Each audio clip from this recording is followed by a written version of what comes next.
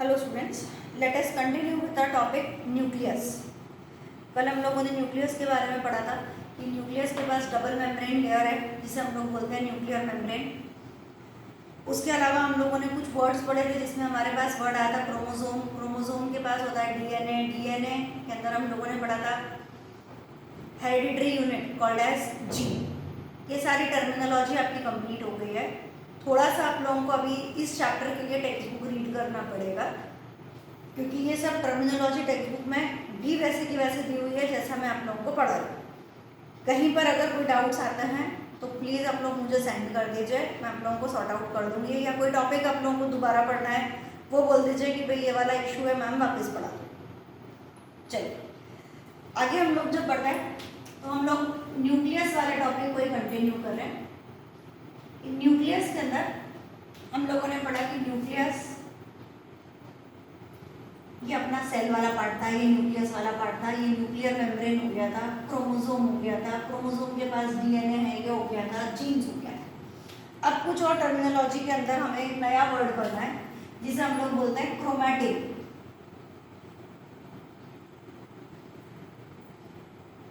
उससे पहले हमें समझ में आना चाहिए कि ये जो क्रोमोसोम या डीएनए या जीन्स, जब हम लोगों ने वर्ड यूज किया तो हमने बोला कि they are transferred from parents to their offspring.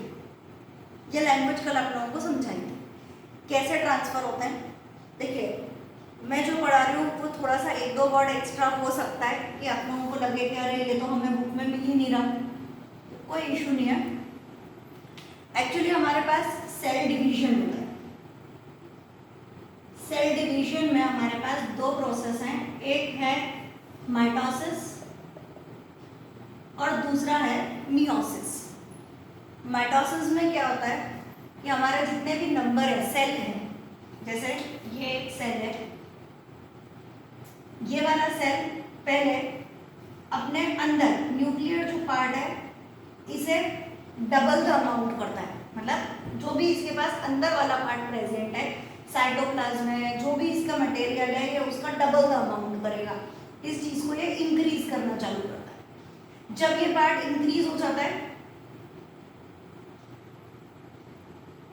ऐसा अलग अलग शेप का कोई इशू नहीं है, चलता है, तब जाके ये दो पार्ट्स में डिवाइड होता है। We have two daughter cells. एक सेल से दो सेल बन गए, इसे हम लोगों ने नाम दे दिया माइटोसिस। आपके सिलेबस में नहीं है, आपसे कोई नहीं पूछेगा कि what is mitosis, what is meiosis, ये आपका सिलेबस नहीं है। फिर भी क्यों पढ़ना है वो बाद में समझ में आएगा, ठीक है। एग्जाम पॉइंट ऑफ व्यू से ये आपको कुछ भी लर्न नहीं करना है, इसलिए ना मैं आपको कोई प्रॉपर डेफिनेशन बता रही हूँ ना आप लोगों को कोई प्रॉपर सिस्टमैटिक मेथड बता रही हूँ। मियोसिस में कैसा रहता है कि मियोसिस में हम लोग बात कर रहे हैं कि जैसे हमारे पास क्रोमोसोम्स, कल आपको बताया था chromosomes are always present in pair. ये जो पेयर है जब दो एक साथ प्रेजेंट होते हैं तो हम उन्हें बोलते हैं डिप्लॉइड। दो हैं तो डिप्लॉइड, एक अलग हो गया एक अलग हो गया, हमने इसे नाम दे दिया कि भाई ये कौन सी कंडीशन है, दिस इज हैप्लॉइड कंडीशन। और इस वक्त दे फॉर्म गैमेट। ये दो थे, दोनों अलग अलग हो गए। ये अलग अलग होना जो प्रोसेस है वो कहलाता है मियोसिस, ठीक। अब ये फर्स्ट पेरेंट है, इसके क्रोमोसोम अलग अलग हो चुके और ये एक एक पार्ट जो बना इसे हम बोलते हैं गैमेट। ये सेकेंड पेरेंट के पास में भी है क्रोमोसोम्स हैं जो गैमेट्स के फॉर्म में हमें मिल गए। When the crossing over occurs, ये जो गैमेट्स हैं ये कंबाइन, वापस कंडीशन कौन सी हो गई, डिप्लॉइड। मैं आपको सिर्फ ये समझाना चाह रही हूँ कि जो क्रोमोसोम्स हैं वो अलग अलग होते हैं और बाद में क्रोमोसोम्स वापस से कंबाइन होते हैं। इतनी लैंग्वेज समझ में आती है, ठीक। अब हम लोग क्या पढ़ रहे थे, ये हमारा सिलेबस है, वो नहीं। हम लोग जो टर्म पढ़ रहे हैं वो है क्रोमैटिन। तो व्हाट इज क्रोमैटिन, उसके लिए हमें लिखना है chromatin material. Chromatin is a material which is present at the time when DNA is not dividing. या क्रोमोसोम वर्ड लिखे, क्रोमोसोम इज नॉट डिवाइडिंग, जब क्रोमोसोम डिवाइड नहीं हो रहा, when chromosome is not dividing, comma, it is seen as an entangled substance which is called as chromatin. सारी language जो भी हम पढ़ रहे हैं वो सब कुछ क्रोमोसोम से रिलेटेड पढ़ रहे हैं। न्यूक्लियस के अंदर क्रोमोसोम है और जो भी कहानी चल रही है वो सिर्फ क्रोमोसोम के आसपास घूम रही है। अभी हम लोगों ने क्या बोला कि क्रोमोसोम डिवाइड हो सकता है, होता ही तभी जाके रिप्रोडक्शन अगर होता है और न्यू डॉटर सेल्स वगैरह बनते हैं। हम लोग बोल रहे हैं कि जब क्रोमोसोम डिवाइड नहीं हो रहा तब it is seen as an entangled substance, entangled ऐसे फंसा हुआ, ठीक है। ऐसे अभी हम कैसा लिखते हैं, सेपरेट, एक इधर अपन अलग अलग शो कर रहे हैं। कैसा प्रेजेंट है, entangled substance, and this entangled substance is called as chromatin. है वही क्रोमोसोम, लेकिन जब वो क्रोमोसोम ऐसा लपेटा हुआ एंटेंगल्ड दिख रहा है तो हमने उसे क्या नाम दे दिया, तब हमने उसे नया नाम दिया क्रोमैटिन। क्रोमैटिन हमें कब दिखता है, whenever the cell is about to divide, जैसे ही सेल क्या करना मांग रहा है, डिवाइड करना मांग रहा है। तो जब सेल डिवाइड होगा तो ये क्रोमैटिन को, जो एंटेंगल्ड सब्सटेंस है, एंटेंगल्ड ऐसा,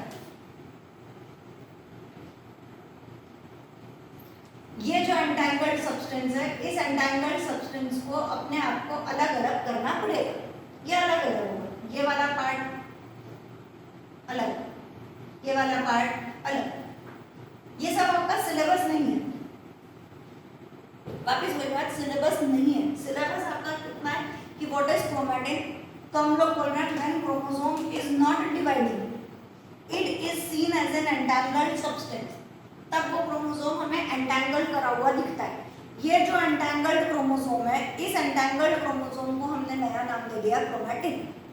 अब क्रोमैटिन कब विजिबल होता है, तो chromatin is visible when chromosome is about to divide. जैसे ही क्रोमोसोम डिवाइड होना शुरू करेगा, ये जो एंटेंगल्ड सब्सटेंस है इसे अपने आप को पहले खोलना पड़ेगा।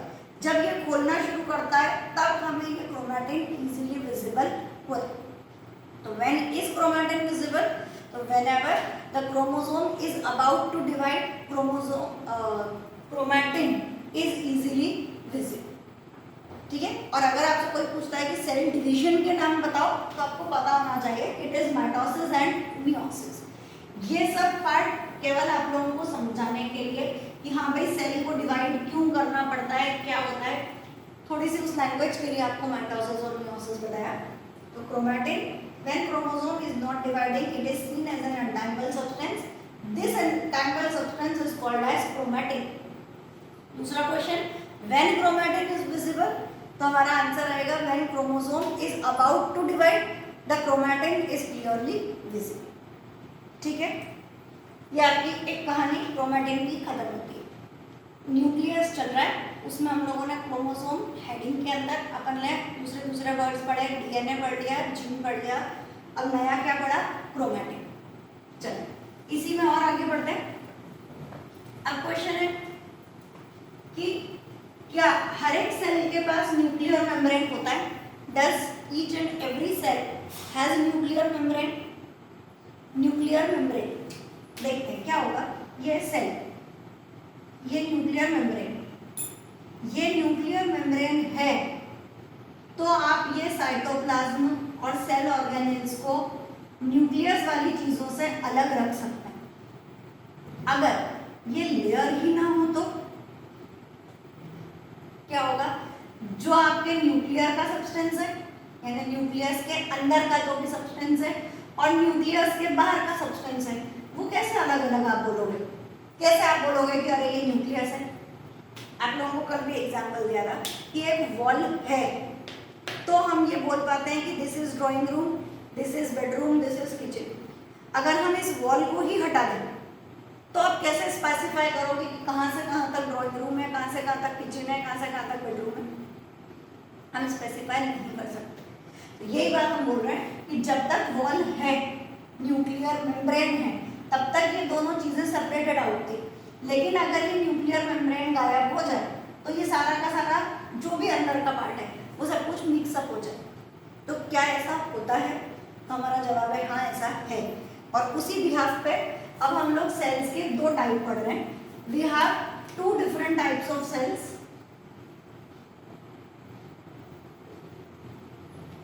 वन इज प्रोकैरियोटिक सेल, या हम बोलेंगे कि organisms are called as prokaryotes. The organisms which have prokaryotic cells are called as prokaryotes. ऐसे eukaryotic, eukaryotic cell. The organisms which have eukaryotic cell are called as eukaryotes. पता चलेगा जिन organism के पास prokaryotic cell है वो prokaryote, जिन organism के पास eukaryotic cell है वे are called as eukaryote. अब कहना पहले ये तो बताओ प्रोकैरियोट और यूकैरियोट है क्या? What is prokaryotic cell? What is prokaryotic cell? The cell which do not have well defined nucleus is called as prokaryotic cell, and the cell which has well defined nucleus is called as eukaryotic cell.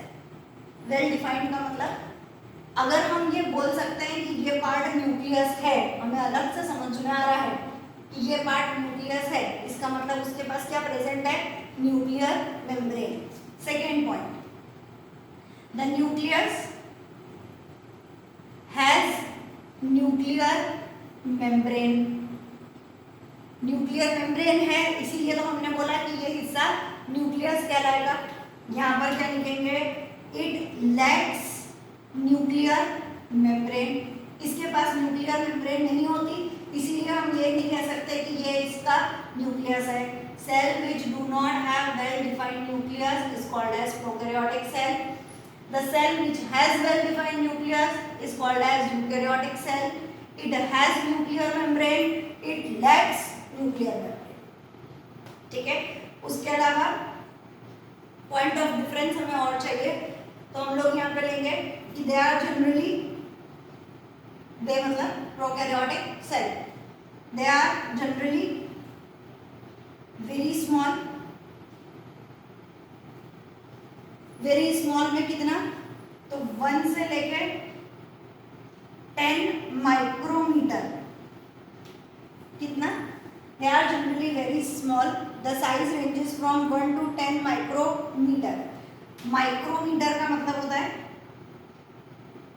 Micrometer का मतलब होता है 10⁻⁻6 metre. तो ये कितना हुआ?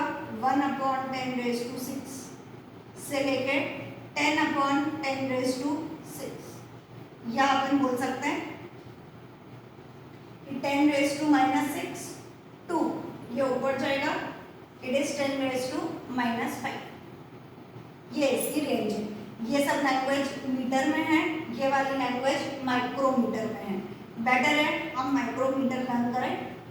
दे are generally very small, their size ranges from 1 to 10 micrometre. फिर they are bigger than prokaryotes, इनसे बड़े हो सकते होंगे ही, they are bigger than prokaryotes. Their size ranges from 5 to 100 micrometre. कितने हो गए? ये 1 से लेके 10 तक के थे, ये वाले 5 से लेके 100 तक रहेंगे। और क्या बोला जाएगा? एक पॉइंट है हमारे पास में, ये करते हैं, यहाँ पे आएगा दे जनरली हैव 1 क्रोमोसोम। यहाँ पे आएगा they generally have more than 1 chromosome. ठीक, उसके बाद they do not have membrane bound organelles, यहां पर आएगा they have membrane bound organelles. अब क्या नाम है? मेम्ब्रेन बाउंड ऑर्गेनेल्स बच्चा बताया हुआ है, सेल, न्यूक्लियस, इसके आजू बाजू यहाँ पर साइटोप्लाज्म। और अब अपन इसके अंदर जो स्ट्रक्चर्स पढ़ने जाएंगे, ये जो स्ट्रक्चर्स अभी पढ़ना बाकी हैं, इन स्ट्रक्चर्स को हम लोग नाम देते हैं सेल ऑर्गेनेल्स, है ना? सेल के ऑर्गेन नहीं, ऑर्गेनेल्स, NELLES। तो ये जो अभी स्ट्रक्चर हम साइटोप्लाज्म के अंदर पढ़ेंगे, इन्हें हम लोग बोलेंगे सेल ऑर्गेनेल्स। सेल ऑर्गेनेल्स कैसे हैं? हमने बोला कि do not have membrane bound organelle. अरे भाई, न्यूक्लियस के पास ही लाइन नहीं है, मेम्ब्रेन ही नहीं है, तो ये जो पार्ट है इनके पास में भी मेम्ब्रेन नहीं है, इनका सब कुछ मिक्सिंग वाला दिखता है। और यहाँ पर हमें हर एक चीज़ अलग नजर आती है। भाई ये है, इसके पास भी न्यूक्लियर मेम्ब्रेन है, इन सब के पास में भी अपनी अपनी स्पेसिफिक क्या प्रेजेंट है? मेम्ब्रेन्स प्रेजेंट है। तो यहाँ हम लोग लिखते हैं they have membrane bound organelles, यहाँ पे हम लिखते हैं they do not have membrane bound organelles. ठीक, अब प्रोकैरियोटिक सेल के लिए सबसे अच्छी और बिल्कुल बढ़िया बात जो हमें लर्न करनी है वो है कि their nucleus is generally called as nucleoid. आप लोगों को अलग से लिखना है कि सिंस दे कंटेन, यहाँ पे लिखेंगे अपन, सिंस प्रोकैरियोटिक सेल या prokaryotes contain only nucleic acid, so they are called as nucleoid। Fine, जैसे हमारे पास फैट्स होता है, प्रोटीन होता है, कार्बोहाइड्रेट होता है, लिपिड होता है, ऐसे हमारा टर्म है न्यूक्लिक एसिड। वहां पर हमने पढ़ा था कि दे हैव क्रोमोसोम, और क्या पढ़ा? DNA, gene. यहाँ पर सिर्फ इन सब चीजों के लिए एक ही टर्मिनोलॉजी है कि दे हैव न्यूक्लिक एसिड। ठीक, और ये न्यूक्लिक एसिड को हम लोग पूरे पार्ट को नाम देंगे न्यूक्लियोइड। मतलब जो भी प्रोकैरियोटिक सेल होता है उसके पास, हमारे पास वेल डिफाइंड न्यूक्लियस नहीं है, तो अब इस पार्ट को बोलेंगे क्या? ये तो बोल नहीं सकते कि ये न्यूक्लियस है, तो नया नाम हमने इस पार्ट को क्या दिया? It is called as nucleoid. The nucleus of prokaryotic cell is called as nucleoid because it lacks nuclear membrane। ठीक, एग्जाम्पल क्या देंगे? तो नॉर्मली जो हम एग्जाम्पल इसमें देना पसंद करते हैं वो है बैक्टीरिया। ठीक है, नॉर्मली हम लोग जो एग्जाम्पल देते हैं वो इसके अंदर आएगा बैक्टीरिया। चलिए नेक्स्ट एक और टॉपिक आज लेते हैं।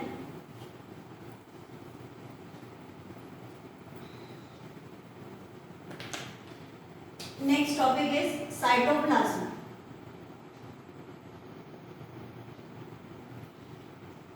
अभी तक में इतना तो समझ में आ गया होगा कि ये प्लाज्मा मेम्ब्रेन है, ये न्यूक्लियस है, पूरा न्यूक्लियस के अंदर यहाँ पे क्रोमोसोम्स है, ये जो लाइन बाहर बाहर हम बार बार शो कर रहे हैं ये न्यूक्लियर मेम्ब्रेन है।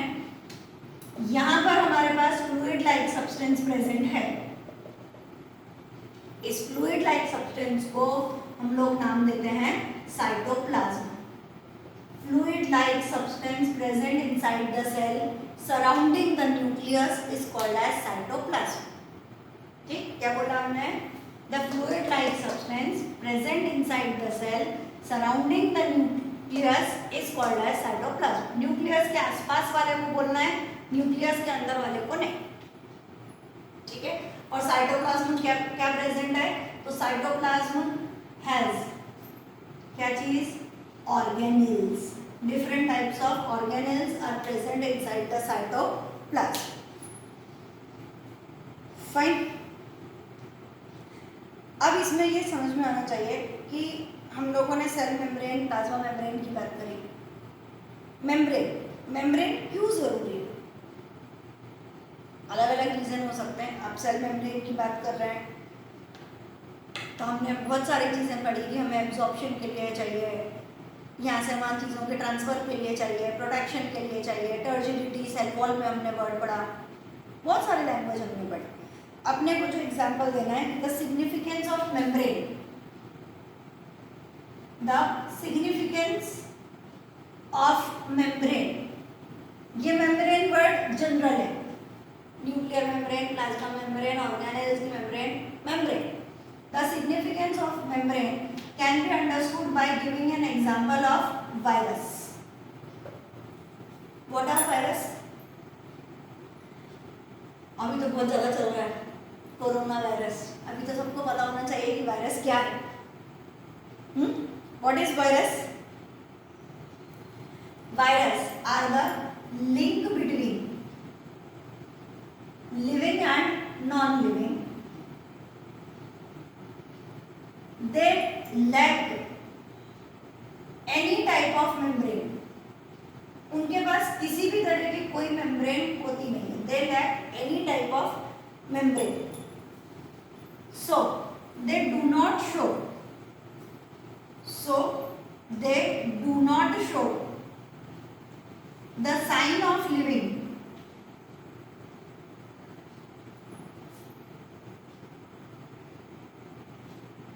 They do not show the sign of living until, कब तक नहीं दिखाएंगे? They enter the host body.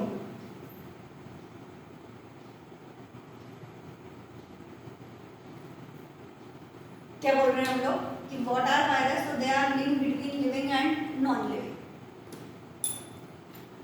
Paper wait, ये मेरे हाथ पे रखा हुआ है, डेफिनेटली पता चलता है कि दिस इज नॉन लिविंग। ना ये रेस्पिरेशन कर रहा है, ब्रीथिंग कर रहा है, ना डाइजेशन कर रहा है, ना एक्रीशन कर रहा है, कुछ नहीं कर रहा है, क्योंकि ये कौन है? Non living. वायरस ऐसे ही, ये जब तक बाहर है तब तक ये कैसा बिहेव करता है? It act as a non living. It do not show the sign of living. कोई चीज़ जिंदा है ये कैसे पता चलता है?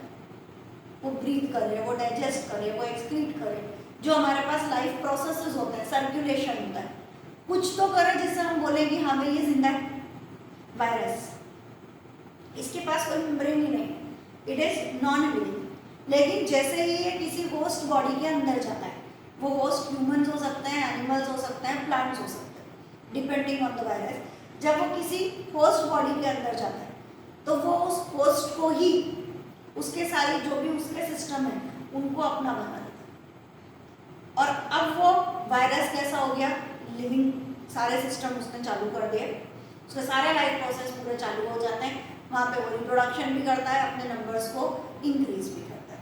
तो हम लोग यहाँ पे बोल रहे हैं कि what is the significance of membrane. जिसके पास मेम्ब्रेन नहीं है वो कैसा बिहेव करता है? नॉन लिविंग की तरह। It do not have the sign of living, मतलब कैसा बिहेव कर रहा है? It is acting as non living. तो इतनी ज़्यादा हमारे लिए मेम्ब्रेन जरूरी है। मेम्ब्रेन नहीं होगी तो आप लिविंग बीइंग की तरह बिहेव कर भी नहीं सकते। ठीक है, तो अभी तक आप लोगों के जो टॉपिक्स कंप्लीट हुए उसके हिसाब से हमने वेरी फर्स्ट टॉपिक कंप्लीट किया, प्लाज्मा मेम्ब्रेन। वो आपके लिए बहुत इंपॉर्टेंट टॉपिक है। सेल मेम्ब्रेन उसी के साथ, प्लाज्मा मेम्ब्रेन या सेल मेम्ब्रेन। उसके बाद हम लोगों ने पढ़ा था सेल वॉल, उसमें आप लोगों ने प्लाज्मोलिसिस, एंडोसाइटोसिस, जो भी लैंग्वेज पढ़ी है, हाइपोटोनिक, हाइपरटोनिक, आइसोटोनिक, वो मोस्ट इंपॉर्टेंट लैंग्वेजेस में से एक है। Diffusion, osmosis. Osmosis again is quite important. उसके बाद कल हम लोगों ने न्यूक्लियस वाला पार्ट शुरू किया था। न्यूक्लियस वाले में आप लोग जो पढ़ेंगे वो एक टर्म होगा न्यूक्लियोइड, एक इम्पॉर्टेंट टर्म है क्रोमैटिन, दो, और तीसरा what is the difference between prokaryotes and eukaryotes. इन तीन चीज़ों पर मेनली आप लोग ध्यान दें। ठीक है, साइटोप्लाज्म, ठीक है, अभी इससे ज़्यादा इंपॉर्टेंट टॉपिक बाकी है। सेल ऑर्गेनेल्स अभी हमारे सारे पढ़ने बाकी है, हम नेक्स्ट क्लास में देखेंगे।